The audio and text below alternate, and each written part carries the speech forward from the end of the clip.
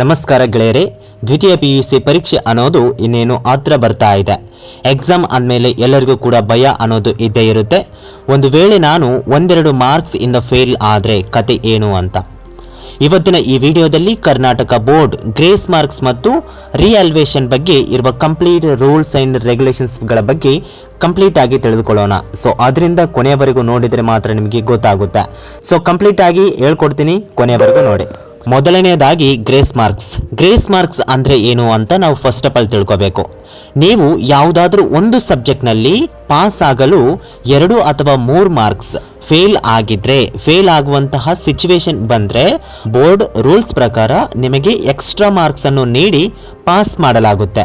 ಇದು ಕೇವಲ ಪಾಸ್ ಆಗಲು ಮಾತ್ರ ಸಹಾಯ ಮಾಡುತ್ತೆ ಹೊರತು ನಿಮ್ಮ ಪರ್ಸಂಟೇಜ್ ಅನ್ನೋದು ಇನ್ಕ್ರೀಸ್ ಮಾಡಲ್ಲ, ಅಂದರೆ ಜಾಸ್ತಿ ಮಾಡೋಕ್ಕಾಗಲ್ಲ.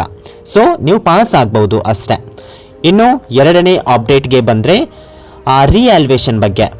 ರಿಸಲ್ಟ್ ಬಂದ ಮೇಲೆ ನೀವು ಅಂದ್ಕೊಂಡಿರುವಂಥ ಮಾರ್ಕ್ಸ್ ಕಡಿಮೆ ಮಾರ್ಕ್ಸ್ ಬಂದರೆ ಏನು ಮಾಡಬೇಕು?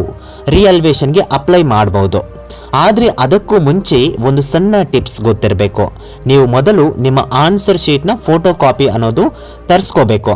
ಅದಾದ ನಂತರ ನಿಮ್ಮ ಕಾನ್ಫಿಡೆನ್ಸ್ ಅಂದರೆ ನೀವು ಎಷ್ಟು ಬರೆದಿದ್ದೀರಾ ಅನ್ನೋದು ಅಲ್ಲಿ ಚೆಕ್ ಮಾಡಿ ನಿಮಗೆ ಕಾನ್ಫಿಡೆನ್ಸ್ ಇದ್ದರೆ ಮಾತ್ರ ನೀವು ರಿಅಲ್ವೇಷನ್ಗೆ ಅಪ್ಲೈ ಮಾಡ್ಬೋದು. ಇದರಿಂದ ನಿಮ್ಮ ಹಣ ಮತ್ತು ಸಮಯ ಎರಡೂ ಕೂಡ ಉಳಿತಾಯ ಆಗುತ್ತೆ. ಇನ್ನು ಮೂರನೇ ಅಪ್ಡೇಟ್ಸ್, ಒಂದು ವೇಳೆ ಪರೀಕ್ಷೆ ಸರಿಯಾಗಿ ಬರೆಯಲು ಆಗಿಲ್ಲ ಅಂದರೆ ಟೆನ್ಷನ್ ತಗೋಬೇಡಿ. ಕರ್ನಾಟಕ ಬೋರ್ಡ್ ಈಗ ಎಕ್ಸಾಮ್ 1, ಎಕ್ಸಾಮ್ 2, ಎಕ್ಸಾಮ್ 3 ಅಂತ 3 ಅವಕಾಶಗಳನ್ನು ಕೊಡ್ತಿದೆ.